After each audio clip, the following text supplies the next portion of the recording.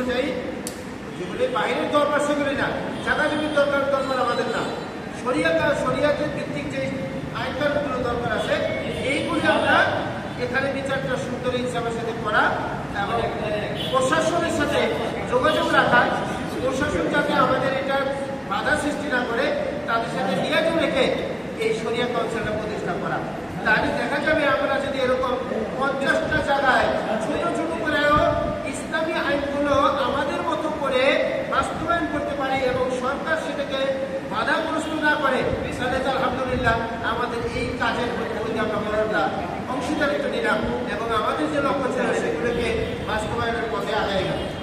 এই জন্য সারা দেশে শরিয়া কাউন্সিল নামে আমাদের মুফতিদেরকে নিয়ে আলাদা একটা সংগঠন, অর্থাৎ সংগঠন না বিচার ব্যবস্থা, শরিয়াতে বিচার ব্যবস্থা ফতোয়া এবং সরকারের সাথে এটাকে লিয়াজো রাখা এই করার জন্য সারা দেশে হয়েছে। আমরাও শরীয়তপুরে ইনশাল্লাহ এটা একটা পদক্ষেপ নেওয়ার প্রস্তুতি চলতেছে।